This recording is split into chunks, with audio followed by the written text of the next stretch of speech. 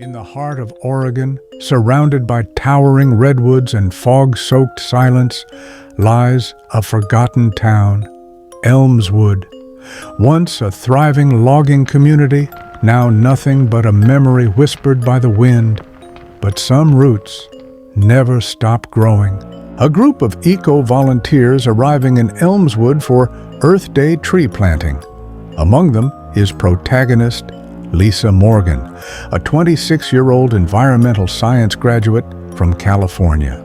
Lisa was also very fond of vlogging, so she turns on her camera and says, "Hey guys, happy Earth Day. We're here in Elmswood, Oregon. Super remote place with tons of history. We're reforesting some parts that were overlogged decades ago. Gonna plant 200 trees today." They set up tents. Local caretaker, a pale old man named Harris, watches silently from a distance. After setting up the tent and campfire, they all are talking. Some are laughing. They are telling jokes and enjoying. But suddenly, around the campfire, Harris approaches. He says, "Don't dig too deep. This forest remembers. It don't forgive." They laughed. Of course they did. The next morning, Lisa dug her first hole, and the forest answered. A totem, carved with hollow ancient eyes, stared up at her from the soil. Old wood, old face, older evil. They should have stopped, but they didn't. That night, the wind carried voices, not English, not any language living. Maria, one of the volunteers, walked into the trees and never returned. By morning, all they found was red-stained bark and silence. Harris returned, this time not to warn, but to confess. Long ago, they made a pact to seal something ancient beneath those trees, a root mother, older than gods, woken only by blood and greed. She was bound, Harris said, but never dead.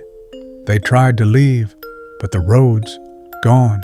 Overgrown in hours, trees moved, compass spun, time fractured.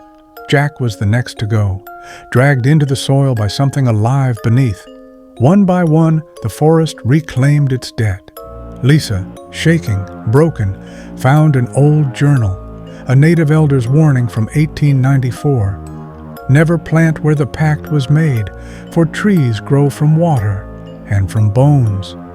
She knew what she had to do. She dug one last hole, laid herself in, whispered the chant. Roots wrapped around her like arms, and the forest sighed in peace.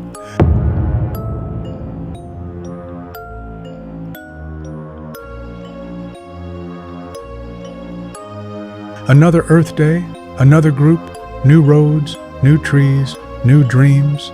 But deep in the forest, one tree stands taller, its bark shaped like a woman's face, eyes closed, lips sealed, listening, still whispering.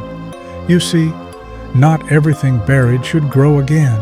So this Earth Day, be careful where you plant, because the earth remembers, and sometimes it whispers back.